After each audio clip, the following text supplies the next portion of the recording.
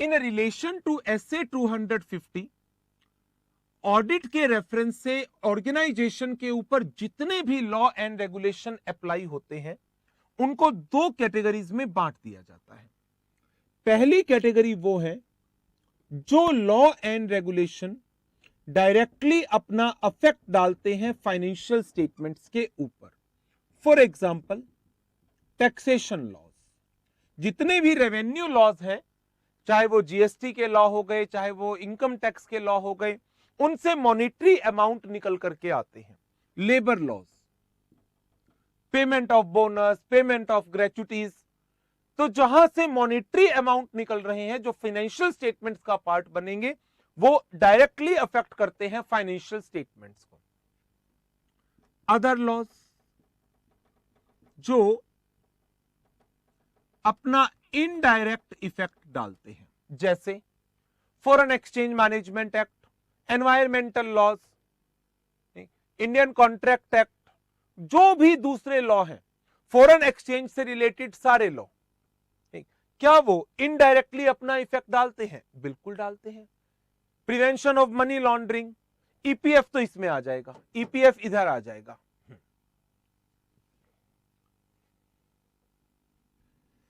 यदि आप बात कर रहे हैं इन लॉज की, कंपटीशन एक्ट, फेमा इधर आ जाएंगे, सेबी की कंप्लायंस उधर आएगी। जो लॉ डायरेक्टली अफेक्ट करते हैं, auditor is required to perform detailed audit procedures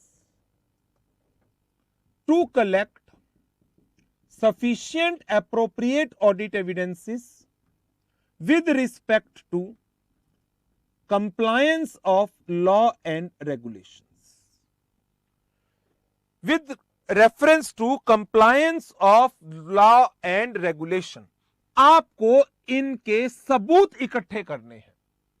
यदि आपके पास इनके एविडेंसेस अवेलेबल नहीं है तो आप क्वालिफिकेशन में जाएंगे। जैसे टीडीएस, उसका चालान का आ जाएगा आपके पास, टीडीएस के चालान, तो एडवांस टैक्स की पेमेंट है, एडवांस टैक्स पेमेंट का चालान, जीएसटी है, जीएसटी की रिटर्न्स, जीएसटी के चालान।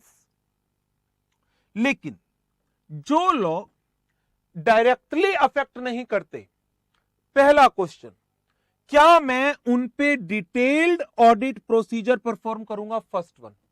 हाँ, बैंक स्टेटमेंट भी चेक कर सकते हैं, डिटेल्ड नहीं। पहला चेंज आ गया, मैं इनके ऊपर लिमिटेड ऑडिट प्रोसीजर्स परफॉर्म करूंगा, और लिमिटेड ऑडिट प्रोसीजर्स में inquiry, inspection, inquiry and inspection, management से इंक्वायरी करूंगा कि कोई नॉन कंप्लायंस आइडेंटिफाइड हुई है क्या, या मैं इनके रिकॉर्ड्स को एग्जामिन कर सकता हूं। लिमिटेड ऑडिट प्रोसीजर्स परफॉर्म किए so as to identify any instance of non-compliance। क्या आपको इन दोनों वर्किंग में डिफरेंस नजर आ रहा है? यहां पर मैं एक लिमिटेड काम कर रहा हूं और कोई नॉन कंप्लायंस आइडेंटिफाई करने की कोशिश कर रहा हूं। यदि कोई नॉन कंप्लायंस है तो, यदि मुझे कोई नॉन कंप्लायंस नहीं मिला, मैं क्या मान लूंगा? बताएं जरा।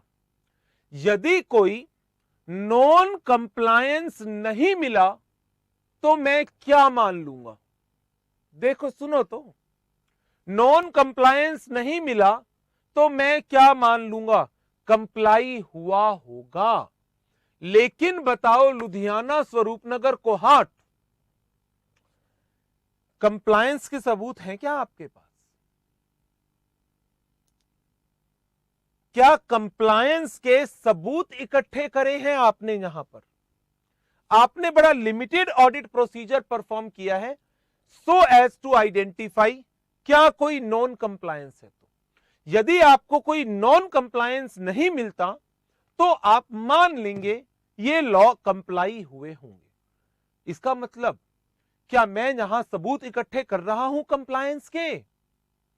क्या मैं सबूत इकट्ठे कर रहा हूं कंप्लायंस के? नहीं।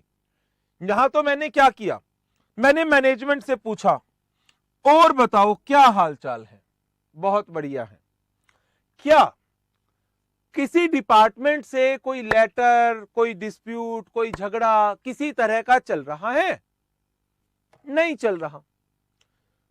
नहीं, मेरी नॉलेज में आया था कि शायद कोई कंज्यूमर कंप्लेंट गई है, आपने किसी चीज की कंप्लायंस नहीं की थी, या आपका कोर्ट में केस चल रहा है, आपने पोल्यूशन लॉज को वायोलेट किया था, ऐसा कुछ है क्या? नहीं, ऐसा कुछ नहीं है। अच्छा, इसका मतलब आप सारे लॉ कंप्लाई कर रहे हो? हाँ, कर रहे हैं। एक WR दे दो ना, एक WR दे दो कि आपकी नॉलेज में कोई नॉन कंप्लायंस नहीं है। ठीक, आगे इंस्पेक्शन। क्या आपने गवर्नमेंट डिपार्टमेंट के साथ जो कम्युनिकेशन होती है उनका कोई रिकॉर्ड, कोई लीगल डॉक्यूमेंट की फाइल वगैरह बना तो रखी होगी ना, वो फाइल जरा एक बार चेक करवा दो, वो फाइल एक बार मुझे चेक करा दो। तो मैंने एक तो मैनेजमेंट से इंक्वायरी कर ली, मैनेजमेंट ने मुझे एश्योर किया कोई भी नॉन कंप्लायंस नहीं है।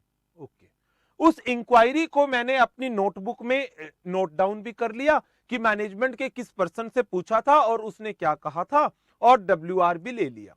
लेकिन क्योंकि खाली WR अपने आप में इंपॉर्टेंट एविडेंस नहीं माना जाता, तो मैंने पूछा जो लीगल डॉक्यूमेंट्स हैं, लीगल कॉरेस्पॉन्डेंस होती है आपकी वेरियस डिपार्टमेंट्स के साथ, ठीक, उसकी जो रिकॉर्ड है वो भी मुझे एक बार चेक करा दो।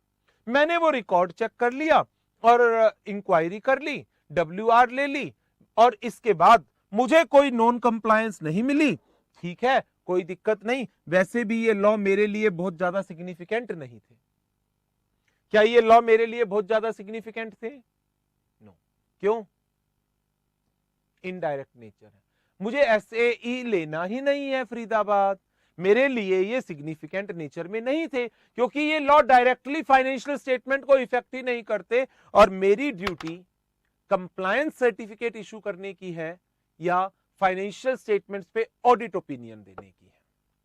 बताएं, मेरी ड्यूटी कंप्लायंस सर्टिफिकेट की है या मेरी ड्यूटी फाइनेंशियल स्टेटमेंट्स पे ओपिनियन देने की है? मेरी ड्यूटी फाइनेंशियल स्टेटमेंट्स पर ओपिनियन देने की है। कंप्लायंस सर्टिफिकेट तो कंपनी सेक्रेटरी इशू करेगा, मेरी ड्यूटी थोड़ी है, मेरी ड्यूटी थोड़ी है। लेकिन अब आ जाइए इधर, आप कह रहे हैं आपकी ड्यूटी फाइनेंशियल स्टेटमेंट्स की है। हां, ये लॉ डायरेक्टली अफेक्ट करते हैं टैक्स के, लेबर लॉज। देन क्या इनके लिए आपको सफिशिएंट एप्रोप्रिएट ऑडिट एविडेंस चाहिए? जी, यहां पर हमने लिमिटेड प्रोसीजर्स परफॉर्म करके नॉन कंप्लायंस को आइडेंटिफाई करने की कोशिश की थी, लेकिन यहां पर आप अपने डिटेल्ड ऑडिट प्रोसीजर्स परफॉर्म करेंगे। किस लिए? Sufficient appropriate audit evidence collect करेंगे in relation to this law and regulation compliances. यदि मुझे एविडेंस नहीं मिलते हैं यहां पर कंप्लायंस के, यदि मुझे कंप्लायंस के सबूत नहीं मिलते हैं, देन मेरी रिपोर्ट मॉडिफाई हो जाएगी। लेकिन क्या यहां पर कंप्लायंस के सबूत इकट्ठे करने थे? नहीं, यहां पर कंप्लायंस के सबूत इकट्ठे नहीं करने थे।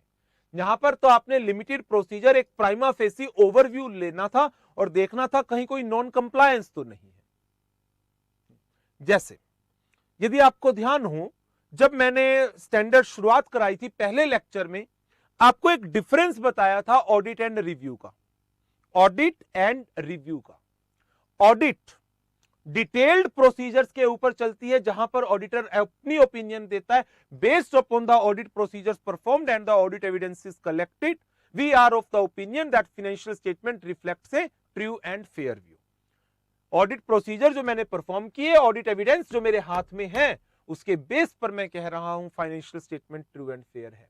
लेकिन जब रिव्यू वाली बात होती है, रिव्यू वाली, तो रिव्यू के अंदर लिमिटेड रिव्यू में रिव्यूअर अपनी रिपोर्ट क्या लिखता है? nothing has came to my attention that caused me to believe that financial statement has not been prepared in all material respect as per applicable FRF. मेरे सामने ऐसा कुछ नहीं आया कि जिससे मैं ये कहूं financial statement as per FRF नहीं बनाई गई, लेकिन मैं ये भी नहीं कह रहा कि ये एज पर FRF है, मैं ये भी नहीं कह रहा ये ट्रू एंड फेयर रिफ्लेक्ट कर रही है, मेरे सामने ऐसा कुछ नहीं आया। तो क्या दोनों लैंग्वेज में डिफरेंस है? क्या इन दोनों लैंग्वेज में डिफरेंस है? एक तरफ मैं कहता हूं based upon the audit evidences collected I am of the opinion that financial statement reflects true and fair view. दूसरी जगह मैं कहता हूं based upon the procedures perform I may conclude that nothing has came to my attention that caused me to believe that financial statement has not been prepared in all material respect as per FRF। दोनों लाइनों में बहुत difference है, दोनों लाइनों में बहुत difference है। एक में आप पूरी तरह से सेटिस्फाइड होने के बाद एसर्ट कर रहे हैं, बता रहे हैं कि हाँ ये कंप्लायंस हुआ है। दूसरी तरफ भैया मैंने काम ज्यादा नहीं किया, प्राइमा फेसी काम किया है, प्राइमा फेसी में गलती नहीं आई, हो सकता है गलतियां हों, हो सकता है गलतियां हों, राइट, गॉट माय पॉइंट। तो यहां पर भी इसी तरह से वर्किंग हो रही है, यहां पर भी इसी तरह से ये वर्किंग हो रही है कि जो लॉ डायरेक्टली अफेक्ट करते हैं फाइनेंशियल स्टेटमेंट्स को, उनके ऊपर हम क्या कहते हैं कि आप डिटेल्ड प्रोसीजर परफॉर्म करिए, sufficient appropriate audit evidences collect करिए सो दैट हम उनकी लॉ एंड रेगुलेशन की कंप्लायंस को इंश्योर कर सकें। I have to ensure compliance, but यहां पर मैंने कंप्लायंस इंश्योर नहीं की है। क्यों?